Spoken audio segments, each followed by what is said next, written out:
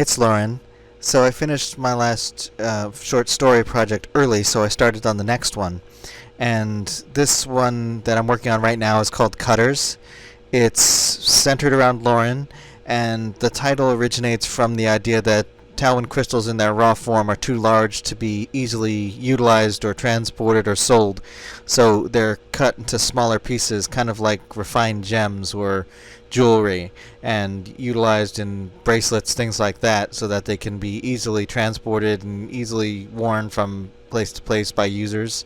So the idea is that they get sent to a local town where apparently a bunch of hijacked crystals have been sold and or transported, and they basically need to stop the flow of where these crystals are going. Now, I've only started working on the first part. Originally it was just supposed to be a one-shot, but it ended up being a three-part story because I, for some reason, can't seem to just do one-shots very easily, I guess because I kind of like building it up in stages. But the original idea had been to utilize a character that I had used before, but when I started working on it, I kind of realized just as I was about to bring them into the plot that I had neglected the timeline a little bit, because when the story takes place versus when this character would have been introduced to Lauren, she wouldn't have known them then, so I had to tweak the story slightly. But I kind of think it worked out in its favor because it let me approach it from a different angle that I thought was kind of a little bit more interesting. So, I lost the ability to reference another character, but it also gained a kind of interesting quandary that I think will be good. So with YouTube, I've come up with the idea to make things a little bit more streamlined in my various efforts to try and get more consistent. That if I upload the videos when I complete them, I can just put them as unlisted.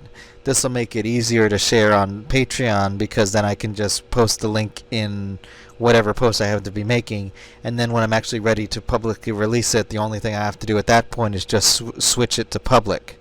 So I think this will make it a lot easier, and it'll also be simpler to keep track of what I've completed, what I have yet to do, and it'll just make the whole process, I think, run a bit more smoothly. In convention news, I have registered for Midwest Fur Fest, and it will probably be our last one, just because the con is getting a little bit too large for us to be able to handle. And aside from the organization of the building, like the layouts, there are a lot of choke points, thin hallways, things like that. But with the sheer amount of people and the fact that the con seems to grow by about 1,000 people every year, it's just getting a little bit complicated for me and for Shrag to be able to fursuit and to be able to have fun there. There's just too many people to try and hang out with, too many people to try and maneuver around, especially for somebody who's visually impaired and another person who also has some issues. So logistically speaking, it just would make more sense for us to go to a smaller con. Now, we kind of had already planned to go for this year for a few reasons, both because we owe it to our roommates, because I'd like to go at least one more time, and because it's the 20th anniversary of the convention, so it feels kind of like a good time to bow out, for us anyway. And although I'll miss folks that continue to go, for us it just doesn't pay to make the trip to Chicago at this juncture for us anymore.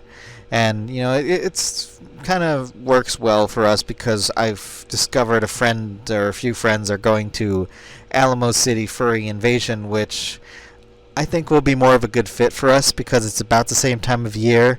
It's something I can drive to. It's smaller, it's closer. And not to say that I have any problem flying to cons. I mean, I've been doing it for 20 years. But insofar as just logistics, it'll just save us a plane ticket. It'll make things easy. So we're probably going to try that next year, and if it works out well and if we like it, we'll keep going. But I found that in general, I prefer cons that are about 1,000 to 7,000 people. Once it gets more higher, upwards in the neighborhood of 7K, especially if I'm going to be costuming there, like fursuiting, where I have reduced vision, it gets complicated. And I guess the last thing to mention is that I've decided that I'm going to look into transitioning.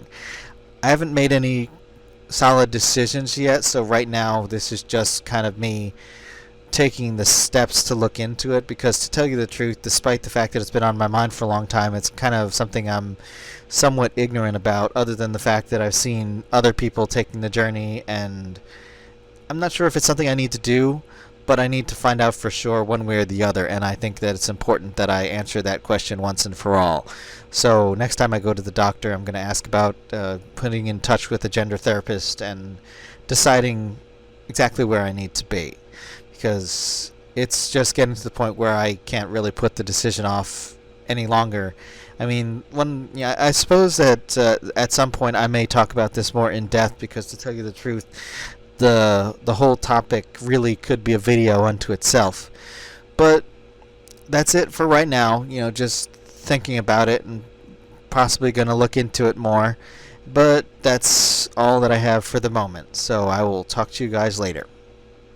Lauren out. Thanks for watching, and if you liked it, click the subscribe button and leave a comment below. You can also find me on Twitter and a few other places on the web, or support me via Patreon or Ko-fi. Zebra hugs!